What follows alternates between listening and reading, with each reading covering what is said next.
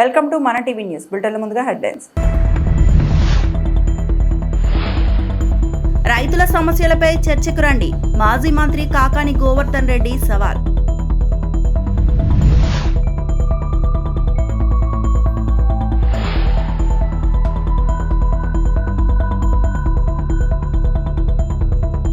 శ్రీకాళహస్తి ఆలయం భూముల ఆక్రమణలపై చింతామోహన్ ఘాటైన వ్యాఖ్యలు, కాంగ్రెస్ ధర్నా. మంత్రి అచ్చెన్నాయుడు మాజీ మంత్రి కాకాని గోవర్ధన్ రెడ్డి సవాల్ విసిరారు. వైఎస్ఆర్సీపీ ప్రభుత్వ హయాంలో జరిగిన అభివృద్ధిపై చర్చకు సిద్ధమా అని సవాల్ చేశారు. అలాగే రైతుల సమస్యలపై చర్చించేందుకు చంద్రబాబు అచ్చెన్నాయుడు సిద్ధమా అని ప్రశ్నించారు. మాజీ మంత్రి కాకాని గోవర్ధన్ రెడ్డి మీడియాతో మాట్లాడుతూ వైఎస్ఆర్సీపీ హయాంలో ఆర్బీకే వ్యవస్థ ద్వారా రైతులకు వైఎస్ జగన్ అండగా నిలిచారు. వైఎస్ జగన్ తెచ్చిన వ్యవస్థను చంద్రబాబు కుట్రపూరితంగా నిర్వీర్యం చేశారు. చంద్రబాబు మాటలను నమ్మి ప్రజలు రైతులు మోసపోయారు. కూటమి నేతల తీరు చూసి ప్రజలు చీకొడుతున్నారు. వైఎస్ఆర్సీపీ ప్రభుత్వ హయాంలో జరిగిన అభివృద్ధిపై చర్చకు సిద్ధం. అసెంబ్లీ సాక్షిగా కూటమి ఎమ్మెల్యేలు మంత్రులే విమర్శలు చేసుకుంటున్నారు. రైతుల సమస్యలపై చర్చించేందుకు చంద్రబాబు అచ్చెన్నాయుడు సిద్ధమా అని సవాల్ విసిరారు. ఈరోజు ఏ రోజు జగన్మోహన్ రెడ్డి గారు అయితే ఈ సమీక్ష పెట్టాడో దాని మీద ఒక పాజిటివ్నెస్ ఏదైతే రైతుల్లో క్రియేట్ అయిందో జగన్మోహన్ రెడ్డి గారు మన గురించి ఆలోచన చేశాడు. అధికారం ఉన్నా లేకపోయినా ఇటువంటి వ్యక్తి మనకు అవసరం అనేటువంటి భావం కలుగుతున్నటువంటి నేపథ్యంలో దాన్ని జీర్ణించుకోలేక తట్టుకోలేక ఈ రోజు జగన్మోహన్ రెడ్డి గారి మీద రకరకాలైనటువంటి మాటలు మాట్లాడడానికి దిగజారిపోవడం అనేటువంటిది దురదృష్టకరమైనటువంటి విషయం. లాస్ట్కి ఏమంటారు, మోతా తుఫాను చంద్రబాబు ముందు మోకరిల్లిందని చెప్పన్నారు. అంటే ఇది మాట్లాడడానికి కనీసం మీకు సిగ్గు, లజ్జ, ఇంగిత జ్ఞానం అనేటువంటిది ఉంటే, ఎవరన్నా మన ముఖాన చూసి నవ్వుతారేమో అనేటువంటి కనీసమైనటువంటి ఇది ఉంటే ఇటువంటి దుర్మార్గమైనటువంటి మాటలు కాకుండా ఒక వీధి రౌడీలాగా వ్యవసాయ శాఖ మంత్రి అచ్చెన్నాయుడు చూసుకుందామా నీ ప్రతాపం ఏందో నా ప్రతాపం ఏందో అని చెప్పి మాట్లాడాడు. దాని మీద ట్వీట్ చేశాడు ఏమని, మేము బహిరంగ చర్చకు ఎక్కడైనా ఎప్పుడైనా సిద్ధంగా ఉన్నాము అని. వెంటనే వైఎస్ఆర్ కాంగ్రెస్ పార్టీ రీట్వీట్ చేశాం ఏమని, మేము నువ్వు కోరిన విధంగా నీ సవాలుని అచ్చెన్నాయుడు సవాలని స్వీకరించి బహిరంగ చర్చకు మేము సిద్ధంగా ఉన్నాం. ఎక్కడ మాట్లాడదాం, ఏ ఛానల్లో నీకు ఇష్టం వచ్చినటువంటి ఛానల్లో మాట్లాడదాం. పాపం అచ్చెన్నాయుడికి పాత సామెత గుర్తుకొచ్చింది, కుక్క కాటుకు చెప్పు దెబ్బ అన్నట్టుగా. ఒరే మనం ట్వీట్ పెట్టేమే వాళ్ళు మరలా మనకి దానికి సరైనటువంటి సమాధానం చెప్పారే, కాబట్టి ఏమో మాట్లాడాలా, మనం ప్రజల ముందు మాట్లాడాలంటే మనకు వాయిస్ లేదు, ప్రజలు మనల్ని మామూలుగా చేతులతో కాళ్ళతో కొడితే పర్వాలేదు, మిగతా ఇతర వస్తువులతో కొట్టే పరిస్థితి ఏర్పడింది. కాబట్టి ఆయన అన్నాడు వెంటనే నువ్వే కూసావు, నీ నోటుతో కూసావు, అచ్చెన్నాయుడు నోటుతో మాట్లాడి ట్వీట్ పెట్టావు, ఎక్కడైనా సరే మేము సిద్ధంగా ఉన్నామని. మేము సిద్ధం అని చెప్పి తెలియజేసామని తోక ముడిచి పారిపోయి ఈరోజు దాని మీద అసెంబ్లీకి రండి చర్చిద్దామని. అసలు మీకు మాట్లాడడానికి సిగ్గు బుద్ధి ఉందా? చంద్రబాబు నాయుడికి సంబంధించినటువంటి మీ మంత్రులు కూడా అటువంటి వాళ్ళు, మీకు చేత కానటువంటి వాళ్ళు, ధైర్యం లేనటువంటి వాళ్ళు, దమ్ము లేనటువంటి వాళ్ళు, చావ లేనటువంటి వాళ్ళు. మీరు ఎందుకు అసలు మామూలుగా ఛాలెంజర్కి పిలిచి తోక ముడిచి పారిపోతారు? ప్రజలు మరింత పాల్సన కావడం లేదా? ఇది మీకు అసహ్యం. రంపచోడవరం డివిజన్ పోలీస్ అమరవీరుల దినోత్సవం సందర్భంగా పోలీస్ రక్తదాన శిబిరం. రంపచోడవరంలో పోలీస్ అమరవీరుల దినోత్సవం సందర్భంగా డీఎస్పీ ప్రశాంత్ కుమార్ ఆధ్వర్యంలో ఏర్పాటు చేసిన రక్తదాన శిబిరం. డీఎస్పీ ప్రశాంత్ కుమార్ మాట్లాడుతూ పోలీసుల సమాజంలో ఒక భాగమని, సమాజ శ్రేయస్సు కోసం అహర్నిశలు పోలీసు సిబ్బంది కృషి చేస్తూ ఉంటారని, పోలీసు ఎల్లప్పుడూ లా అండ్ ఆర్డర్ సంరక్షించడమే కాదు సమాజ సేవలో కూడా ముందుంటారు అనే దానికి ఈ రక్తదాన శిబిరం ఒక నిదర్శనమని ఆయన అన్నారు. గిరిజన ప్రాంతంలో రక్తం అనేది చాలా విలువైనదని, రక్తహీనతతో ఎంతో మంది అవస్థపడుతూ ఉంటారని, ఈ రక్తదాన శిబిరాల వల్ల ప్రాణాపాయ స్థితిలో ఉన్న రోగులకు ఎంతో ఉపయోగకరంగా ఉంటుందని ఉద్దేశంతో పోలీస్ ఆధ్వర్యంలో ఈ రక్తదాన శిబిరం ఏర్పాటు చేయడం జరిగిందని ఆయన అన్నారు. సమాజ సేవ కోసం రక్తం చిందించే పోలీసులు రక్తదానం చేయడం ఎంతో హర్షణీయమని ఆయన అన్నారు. ఈ రక్తదాన శిబిరంలో పోలీస్ సిబ్బంది మరియు రంపచోడవరం మీడియా మిత్రులు తమ వంతుగా రక్తదానం చేయడం జరిగిందని తెలిపారు. అందరికీ నమస్కారం అండి. ఈ రంపచోడవరం పరిధిలో పోలీస్ అమరవీరుల దినోత్సవం సందర్భంగా పోలీస్ వారి ఆధ్వర్యాన్ని ఒక బ్లడ్ డొనేషన్ క్యాంప్ ఏర్పాటు చేయడం జరిగింది. సో బ్లడ్ డొనేషన్ క్యాంప్లో భాగంగా పోలీస్ వారు అండ్ స్వచ్ఛందంగా వచ్చిన ప్రజలు, మీడియా మిత్రులు కూడా బ్లడ్ ఇప్పుడు డొనేట్ చేస్తున్నారు. ఈ పోలీసు వారోత్సవాల్లో అమరవీరుల దినోత్సవం అన్నది మేము వారం రోజులుగా జరుపుకుంటూ వస్తున్నాం. ఇందులో చాలా కార్యక్రమాలు చేసుకుంటూ వచ్చాం. కొన్ని కార్యక్రమాలుగా నిన్న 2K రన్ పెట్టడం జరిగింది, క్యాండిల్ ర్యాలీ పెట్టడం జరిగింది, ప్లెడ్జ్ తీసుకోవడం, ఇలా చాలా కార్యక్రమాలు చేసుకుంటూ చివరిగా ఎస్ఏ కాంపిటీషన్స్ పెట్టడం జరిగింది. చివరికి ఈరోజు బ్లడ్ డొనేషన్ క్యాంప్ పెట్టడం జరిగింది. సో బ్లడ్ డొనేషన్ క్యాంప్లో పోలీసులు మేము ముందు బ్లడ్ ఇచ్చి ఆ తర్వాత ప్రజలను కూడా స్వచ్ఛందంగా బ్లడ్ ఇవ్వమని కోరడం చేస్తున్నాం. పోలీసు వారు కేవలం సమాజంలో లా అండ్ ఆర్డర్ని పరిరక్షించడం మాత్రమే కాదు, సమాజ సేవలో కూడా ముందుంటారు. ఎందుకంటే సమాజ హితం పోలీసుల హితం.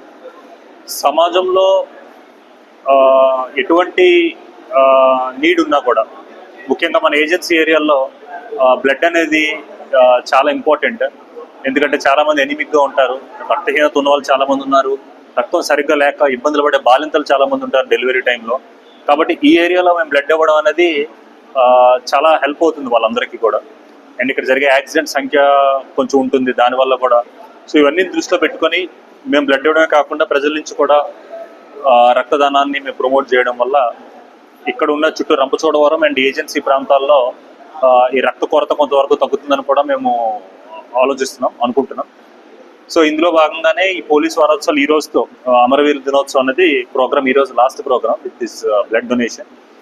ఈ బ్లడ్ డొనేషన్ మీద ఉన్న చాలా మందికి ఉన్న అపోహలు ఏంటంటే బ్లడ్ డొనేషన్ ఇస్తే వీక్ అయిపోతాం, బ్లడ్ డొనేషన్ ఇస్తే ఆరోగ్యం పాడైపోతుంది అనుకుంటారు. కానీ ఇది విరుద్ధం. దీని విరుద్ధంగా బ్లడ్ డొనేషన్ ఇస్తేనే మనం ఎక్కువ ఆరోగ్యంగా ఉంటాం అన్న విషయం కూడా ప్రజలు గమనించాలి.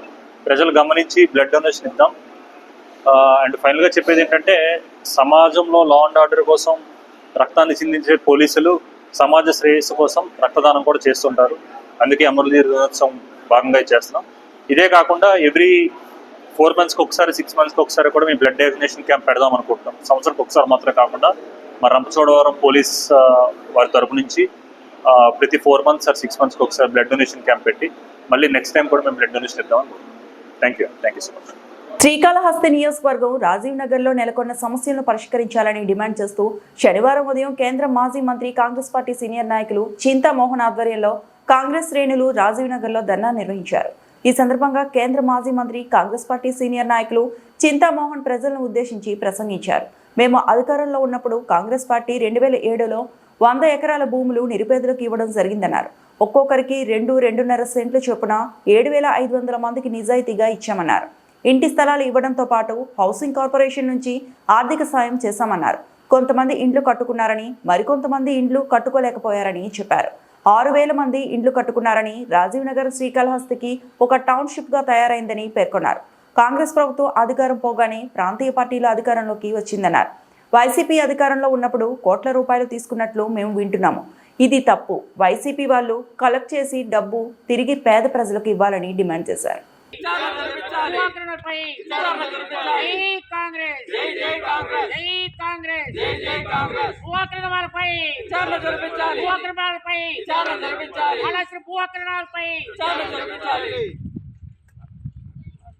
నుంచి ఈరోజు ధర్నా చేయడం జరుగుతూ ఉంది కాంగ్రెస్ పార్టీ ఆధ్వర్యంలో. ఎందుకు? మేము అధికారంలో ఉన్నప్పుడు 2007లో కాంగ్రెస్ పార్టీ 100 ఎకరాల భూమిని నిరుపేదలకు ఇవ్వడం జరిగింది. ఈ 100 ఎకరాల భూమిని ఒక్కొక్కరికి 2 సెంట్లు 2.5 సెంట్లు లెక్కన దాదాపు 7,500 మందికి మేము ఇచ్చాం, నిజాయితీగా ఇచ్చాం. మరి అందరికి కూడా రుణ సహాయం కూడా హౌసింగ్ కార్పొరేషన్ నుంచి సహాయం చేయడం జరిగింది, ప్రభుత్వం తరఫున ఇవ్వడం జరిగింది. అందరూ కొంతమంది ఇల్లు కట్టుకున్నారు, కొంతమంది ఇల్లు కట్టుకోలేకపోయారు. దాదాపుగా 6,000 మంది ఇల్లు కట్టుకున్నారు. ఇది ఒక టౌన్షిప్ లాగా తయారైంది ఎక్కడ కాళహస్తికి. మరి అక్కడ లేనటువంటి నిరుపేదలందరూ ఇక్కడికి వచ్చారు, కట్టుకున్నారు, ప్రశాంతంగా ఉన్నారు. కానీ వచ్చినటువంటి ప్రభుత్వాలు, మరి వైసీపీ ప్రభుత్వంలో లక్షలాది రూపాయలు, లక్షలు కాదట కోట్ల రూపాయలు ఈ పేదవాళ్ళ దగ్గర నుంచి తీసుకుంటున్నట్టుగా మేము వింటున్నాం. దీన్ని మేము ఖండిస్తున్నాం. ఇది తప్పు, పొరపాటు. కాంగ్రెస్ పార్టీ రాజీవ్ గాంధీ పేరు మీద తీసుకొచ్చినటువంటి ఈ కాలనీ పేరు మీద ఉన్నటువంటి వాళ్ళ దగ్గర నుంచి వైసీపీ నాయకులు డబ్బు కలెక్ట్ చేయడం అనేది పొరపాటు. కోట్ల రూపాయలు కలెక్ట్ చేశారని మాకు ఫిర్యాదులు వచ్చాయి. దీన్ని వెంటనే వాళ్ళకి ఆ డబ్బు తిరిగి ఇవ్వాలని నేను డిమాండ్ చేస్తున్నాను కాంగ్రెస్ పార్టీ తరఫున. ఎవరు పేదవాళ్ళ దగ్గర నుంచి ఎవరు తీసుకున్నారో ఆ డబ్బు కోట్ల రూపాయలంతా ప్రతి ఒక్కరికి 1,00,000, 2 లక్షలు, 3 లక్షలు తీసుకున్నారంట. ఆ డబ్బును వెంటనే రిటర్న్ చేయాలని నేను కాంగ్రెస్ పార్టీ తరఫున నేను డిమాండ్ చేస్తున్నాను. మరి రెండోది 300 ఇళ్ళు 300 ఇళ్ళుంటే 300 ఇళ్ళు మరి అక్కడ కొట్టేశారని విన్నాం. మరి ఈ కూటమి ప్రభుత్వం వచ్చిన తర్వాత అన్ని వినాశకాలే. కూటమి ప్రభుత్వంలో మేము ఆశించాం మనవరం బెల్ ఫ్యాక్టరీ పనులు పూర్తయ్యి ప్రతి ఇంటికి ఒక ఉద్యోగం వస్తుందని ఆశించాం. ఒక్క ఉద్యోగం రాలేదు ఈ రోజు వరకు. శ్రీకాకుళం జిల్లాలో తొక్కిసలాట జరిగిన కాశీబుగ్గ వెంకటేశ్వర స్వామి ఆలయం ప్రభుత్వ నిర్వహణలో లేదు. ఈ ప్రైవేట్ ఆలయం దేవాదాయ శాఖ నియంత్రణలో లేదు. హరిముకుంద్ పాండా అనే వ్యక్తి తన 12 ఎకరాల భూమిలో తన సొంత నిధులతో నిర్మించిన ప్రైవేట్ ఆలయం. ఈ ఆలయం 2000 నుంచి 3000 మంది వరకు మాత్రమే ఉండే సామర్థ్యం కలిగి ఉంది. ఈ రోజు ఏకాదశి కావడంతో ఒకేసారి 25,000 మంది వరకు వచ్చారు. దానికి అనుగుణంగా ఏర్పాట్లు చేశారు. కానీ ప్రభుత్వానికి సమాచారం ఇచ్చినా సామాన్యులు చేయలేదు. ఈ విషాదానికి ఇదే కారణం. ముఖ్యమంత్రి సూచనల మేరకు మంత్రులు, అధికారులు ఇప్పటికే సహాయక చర్యలను పర్యవేక్షిస్తున్నారు. గాయపడిన వారిని ఆసుపత్రులకు తరలించి మెరుగైన చికిత్స అందిస్తున్నారు. ఎక్కడున్నామో ఏమీ తెలియని పరిస్థితుల్లో కింద పడిపోతే వాళ్ల మీద కొంతమంది జనం నడిచిపోవడం వల్ల తొక్కిసలాటలో దాదాపు 10 మంది చనిపోయినట్టు ఇప్పటికే సమాచారం వచ్చింది. మేము అన్ని వివరాలు కూడా ఇప్పటికే మా వ్యవసాయ శాఖ మంత్రి సోదరులు అచ్చెన్నాయుడు గారు, సోదరి శాసనసభ్యురాలు గౌతు శిరీష గారు అక్కడికే వెంటనే వెళ్లడం జరిగింది. అన్ని కూడా పరిశీలిస్తా ఉన్నారు.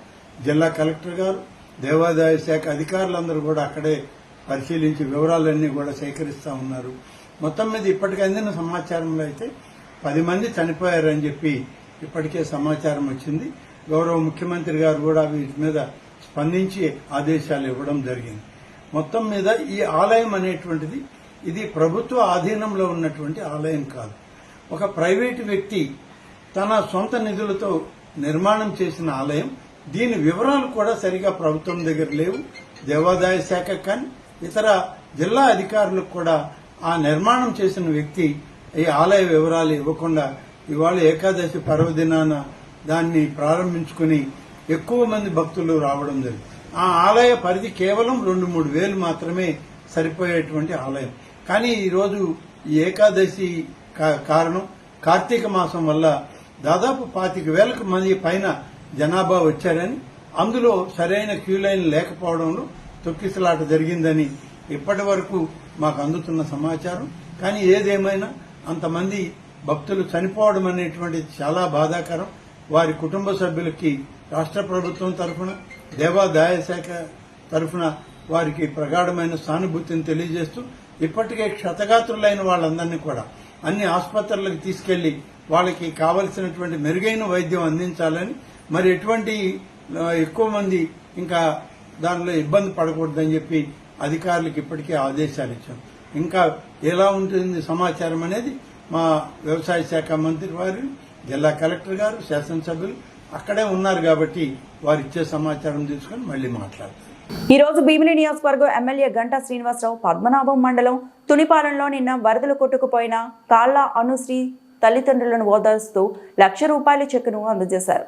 అనంతరం భీమిలిలో ముందా తుఫాన్ వరద బాధితులకు భీమిలి తోట వీధిలో నిత్యావసర సరుకులు పంపిణీ చేశారు. ఈ కార్యక్రమంతో పాటు ఈ రోజు వృద్ధులకు పెన్షన్ అందజేస్తూ ఈ కార్యక్రమంలో గంటా మాట్లాడుతూ ముఖ్యమంత్రి నారా చంద్రబాబు నాయుడు ఆదేశాలతో రాష్ట్రంలో ప్రాణ నష్టం జరగకుండా ఆదేశాలు జారీ చేయడంతో ఆస్తి నష్టం, ప్రాణ నష్టం జరగకుండా తగు జాగ్రత్తలు తీసుకోవడం జరిగిందని, అలాగే రైతులు పంటల నష్టం వాటిల్లకుండా వాళ్ళకి కూడా త్వరలో ప్రకటిస్తామని తెలియజేశారు. ఈ కార్యక్రమంలో తెలుగుదేశం పార్టీ నాయకులు, కార్యకర్తలు అధిక సంఖ్యలో పాల్గొన్నారు.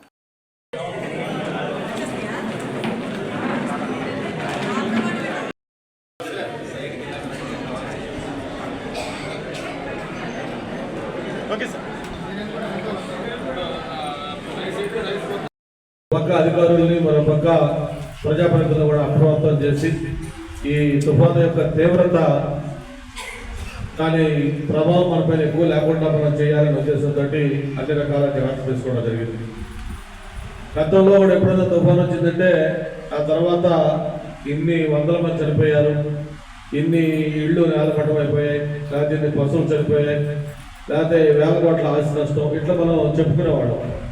కానీ ఈసారి ప్రత్యేకించి ప్రభుత్వం తీసుకున్న జాగ్రత్తల వల్ల, ముఖ్యంగా ఏదైతే మనకున్న టెక్నాలజీ ఎప్పటికప్పుడు అప్డేట్గా మనల్ని అప్రమత్తం చేస్తూ, ప్రస్తుతం ఈ ప్రాంతంలో ఈ తీవ్రత ఉంది, ఇక్కడ ఏదైనా సముద్రం పక్కన ఉన్న వాళ్ళు ఆ ఇళ్ళని ఖాళీ చేసి రీహాబిలిటేషన్ సెంటర్లోకి వెళ్ళాలి, లేకపోతే మత్స్యకారులు వేటకెళ్ళొద్దు, లేకపోతే ఈ ప్రాంతం ముంపు వచ్చే అవకాశం ఉంది, ఈ ప్రాంతంలో బ్లాక్ ఫ్లడ్స్ వచ్చే అవకాశం ఉంది, ఇట్లా ఎప్పటికప్పుడు మనకు సమాచారం ఇస్తూ మనం అప్రమత్తం చేసి ఆ ప్రమాదం యొక్క తీవ్రతని తగ్గించుకోవడం జరిగింది. మనం కూడా చూసాం ఆ 4 రోజులు కూడా. అటు జిల్లా కలెక్టర్ దగ్గర నుంచి గ్రామ స్థాయిలో ఉన్న చివరి ఉద్యోగం వరకు ప్రతి ఒక్కరు కూడా ఆ 4 రోజులు నిద్రాహారం అనేసి ఈ తుఫానుకు సంబంధించి ఏ విధంగా జాగ్రత్త తీసుకోవాలో అర్థం తీసుకున్నారు. మనం కూడా మొదటి రోజు రిషికొండ బీచ్, అలాగే మిగతా ప్రాంతాలు, తర్వాత రెండో రోజు ఆనందపురం, పద్మనాభం, పీగులి, అలాగే మన తగరపొలస, మన కోటపల్లి ఇవన్నీ కూడా మన ఆ రోజు తిరగడం జరిగింది. రెండో రోజు అయితే మనం పద్నాగేపాలెం దాదాపు 4 అడుగుల లోతు గోసిరుడు అది పొంగి నీళ్ళంతా గ్రామంలోకి వచ్చాయి. దాదాపు కాకినాడ జిల్లా ఎస్ఎస్ ఫిలిం అకాడమీ బ్యానర్ పై వారేవా జతగాళ్లు యంగ్ డైరెక్టర్ సత్య సలాది కథ స్క్రీన్ ప్లే దర్శకత్వ పర్యవేక్షణలో చిత్రీకరిస్తున్న హారర్ సస్పెన్స్ మూవీ గాలి బంగ్లా చిత్రం షూటింగ్ సామర్లకోట, పెద్దాపురం పరిసర ప్రాంతాల్లో శరవేగంగా జరుగుతోంది. నటీనటులపై క్షుద్ర పూజ సన్నివేశాలను డైరెక్టర్ సత్య సలాది చిత్రీకరించారు. ప్రముఖ పారిశ్రామికవేత్త ముప్పవరపు వీర్రాజు 12వ షెడ్యూల్కు క్లాప్ కొట్టగా Pernidi Eswararao camera switch on చేశారు. ఈ సందర్భంగా వారు మాట్లాడుతూ, మన పెద్దాపురం నియోజకవర్గం ఉండూరు గ్రామానికి చెందిన మన జిల్లావాసి సత్యసలాది పెద్దాపురం మహారాణి కాలేజ్లో ఇంటర్ డిగ్రీ చదువుకొని మన ప్రాంతానికి సంబంధించిన ఒక చక్కటి కథను ఎంతో పేరున్న ఈ గాలి బంగ్లా సినిమా టైటిల్తో చిత్రీకరించడం ఎంతో ఆనందంగా ఉందన్నారు. మన జిల్లాకు చెందిన నూతన నటీనటులతో ఈ చిత్రం నిర్మించడం మాకు ఎంతో ఆనందాన్ని ఇచ్చిందన్నారు. భవిష్యత్తులో సత్య సలాది టాప్ డైరెక్టర్ అవ్వాలని, అలాగే హీరోగా నటిస్తున్న జెన్యూన్ స్టార్ లక్ష్మణ్ ఈ చిత్రంలో హ్యాట్రిక్ కొట్టాలని అన్నారు. డైరెక్టర్ సత్య సలాది మాట్లాడుతూ, నా మొదటి చిత్రం వారేవా జతగాళ్లు, 2వ చిత్రం betting gang care of Kakinada, 3వ చిత్రంగా ఇది గాలి బంగ్లా దర్శకత్వం వహిస్తున్నట్లు తెలిపారు. ఈ చిత్రానికి నిర్మాతలుగా పిట్టా మణిరాజ్, గరగ వీరబాబు, కెమెరామెన్ గా అడ్డాలు ఉన్నారని, ఎంతో టాలెంట్ ఉన్న నటీనటులు మన జిల్లాలో ఉన్నారని, వాళ్ళలో ఉన్న నైపుణ్యతను బయటికి తీసుకురావాలని, మంచి నటులు అవ్వాలని కోరారు. సినిమాతో మీ అందరికీ పరిచయమైన సత్య సలాది డైరెక్టర్. నా 2వ cinema betting and care of Kakinada దాదాపుగా షూటింగ్ పూర్తయి పోస్ట్ ప్రొడక్షన్ లో ఉంది. నా 3వ సినిమా మన ప్రాంతంలో నలుగుతున్న పేరు గాలి బంగ్లా. అదే నా సినిమా టైటిల్. అదే గాలి బంగ్లా లొకేషన్ లో మేము ఇక్కడ ఈరోజు షూటింగ్ జరుపుకోవడానికి మాకు సహాయ సహకారాలు చేస్తూ మేము సార్ గౌరవనీయులు శ్రీ ముప్పన్న వీర్రాజు గారు హౌస్కి వెళ్ళినప్పుడు ఆయన యొక్క రిసీవింగ్ కానీ, ఆయన యొక్క ఒక మర్యాద కానీ చాలా గౌరవప్రదంగా చాలా మమ్మల్ని రిసీవ్ చేసుకుని, ఆయనతో మేము ఇంచుమించు ఒక 15-20 నిమిషాలు మాట్లాడినప్పుడు మాకు తెలిసింది ఏంటంటే, మేము ఇప్పుడిప్పుడే సినిమా ఫీల్డ్కి వచ్చాం, కానీ ఆయన మేము పుట్టక ముందే సినిమా ఫీల్డ్లో నలిగి ఎంతో మంది కృష్ణరాజు గారు ఇలాంటి పెద్ద పెద్ద వాళ్లతో తిరిగినటువంటి అనుభవాన్ని ఆయన మాతో పంచుకున్నప్పుడు నిజంగా కరెక్ట్ పర్సన్ ని కలిసామనే చాలా ఆనందపడ్డామండి. ఆయన మాకు చాలా సలహాలు సూచనలు కూడా వచ్చారు. టుడే పేర్నిడి ఈశ్వరరావు గారు స్విచ్ ఆన్ చేస్తూ అండ్ మా ముప్పన్న వీర్రాజు గారు మాకు క్లాపింగ్ ఇచ్చి మమ్మల్ని మా టీం అందరినీ కూడా ఆశీర్వదించడం చాలా ఆనందంగా ఉందండి. సో మా టీంని ఉద్దేశించి గౌరవనీయులు శ్రీ ముప్పన్న వీర్రాజు గారిని ఒక 1 minute మాట్లాడవలసిందిగా కోరుచున్నాను.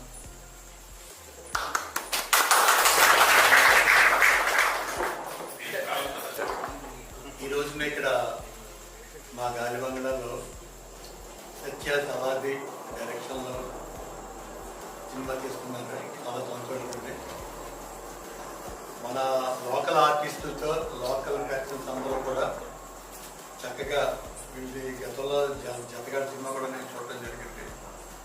అలాగే వీళ్ళందరూ కూడా చిన్న చిన్న యాక్టర్లు, అలాగే upcoming directors, upcoming producers, upcoming actors, వీళ్ళందరూ కూడా వీళ్ళకి మంచి భవిష్యత్తు ఉండాలని చెప్పి ఫ్యూచర్లో ఈ గాలి బంగ్లా సినిమా మంచి సక్సెస్ అయ్యి వీళ్ళందరికీ మంచి పేరు వచ్చి వీళ్ళంతా మంచి ఆర్టిస్టులు అవ్వాలని చెప్పి మనస్ఫూర్తిగా కోరుకుంటున్నాను. Thank you. నమస్కారం జగన్ గారికి. డైరెక్టర్ సతీష్ అలాది గారు ముందు జరగాల్సిన చాలా సూపర్ అయింది. అలాగే ఒక చేస్తున్న గాలిబంగ్లా సినిమా కూడా సూపర్ అవ్వాలని మనస్ఫూర్తిగా కోరుకుంటున్నాను. ఈ గాలిబంగ్లా పేరు మా పెద్ద తెలిసినట్టుగా కానీ పేరు మొత్తం రాష్ట్రం కూడా తెలియాలని మనస్ఫూర్తిగా కోరుకుంటున్నాను. ఒకసారి అలాగే సతీష్ గారు మనస్ఫూర్తిగా అభినందిస్తున్న టీం కూడా మనస్ఫూర్తిగా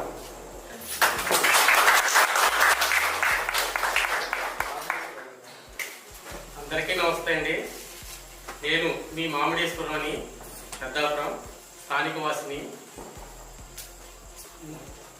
గతంలో ఎస్ఎస్ ఫిలిం అకాడమీ అనే సంస్థను ఎక్కడో వైజాగ్లోను హైదరాబాద్లోను స్థాపిస్తానని నాకు వరుసకు కొడుకైన సత్యా సలాది మన ఉండూరు వాసి, మన నియోజకవర్గం. నేను ఎక్కడో వెళ్తానంటే కాదమ్మా పెద్దాపురంలో నా ఫ్రెండ్స్ మేము సపోర్ట్గా నిలబడతాం, ఇక్కడే చెయ్యండి అని సలహా ఇచ్చాను.